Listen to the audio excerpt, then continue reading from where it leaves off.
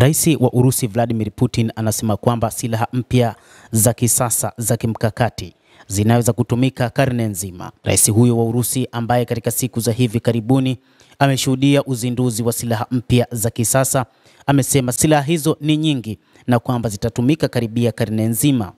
Nyongeza za hivi punde zaidi kwenye safu ya silaha za nyuklia za Urusi, kombora la Burevestnik na ndege isiyokuwa na rubani Poseidon zimewekwa ili kuhakikisha nchi hiyo ina usawa wa kimkakati katika karne nzima 21. Rais Putin anasema. Kiongozi huyo wa Urusi amesema hayo siku ya jana Jumanne wakati wa hafla ya kuwatunuku wale waliofanya kazi ya kutengeneza silaha hizo mpya za kisasa, majaribio ya hivi majuzi yaliyofaulu ya mifumo mipya ya matokeo ya kazi iliyotangazwa kwa muda mrefu na haipaswi kushangaza, anasema Rais Putin. Nchi yetu haimtishi mtu yeyote. Urusi kama mataifa mengine yote yenye nguvu za nyuklia inakuza uwezo wake wa nyuklia na mkakati zaidi, Putin anasema. Kombora linalotumia nguvu za nyuklia la Burevestnik limeonyesha masafa yasiyokuwa na kifani, wakati ndege isiyokuwa na rubani ya Poseidon inajivunia kasi mara nyingi zaidi kuliko meli yoyote ya kisasa inayoweza kufikia, Rais Putin alisema. Kizazi kijacho cha silaha kama hizo tayari kinatengenezwa, Putin alifichua, akiongeza kuwa kwa mfano Urusi imekuwa ikifanya kazi kwenye kombora la hali ya juu la mfumo wa propelling kulingana na kitengo cha nguvu cha Burevestnik.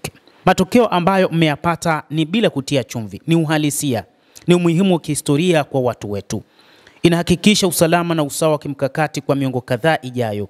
Mtu anaweza kusema kwa usalama kwa karne nzima 21, Putin aliwaambia wale wanaotambuliwa kwa tuzo hizo.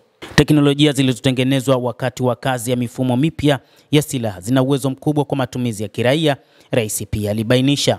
Hasa teknolojia ya kitengo cha nguvu za nyuklia inaweka uwezekano wa kutumika kama kuunda mitambo ya nguvu kwa Arctic na kuchunguza nafasi ya kina na karibu.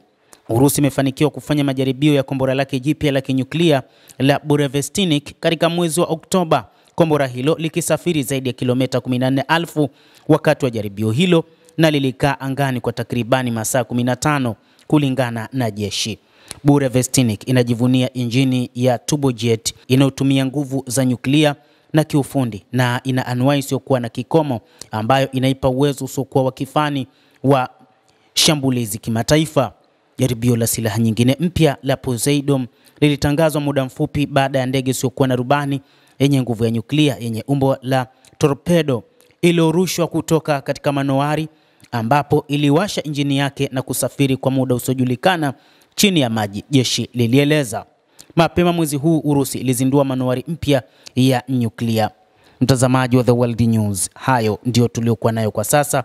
Ni kile ambacho rais wa Urusi amesema kwamba katika karne nzima ya 21 Urusi itakuwa na uwezo wa kutumia silaha zake mpya za kimkakati ambazo imezizindua katika siku za hivi karibuni. Endelea kutufuatilia mtazamaji, tutakuwa tukikujuza mengi yanayojiri ulimwenguni kupitia hapa The World News. Lakini usisahau kulike, usisahau kucomment, kadhalika na kusubscribe channel yetu hii ili upate habari hizi kwa mapana kupitia The World News. Naitwa Adam Hussein, endelea kuwa nasi wakati wote, endelea kutufuatilia.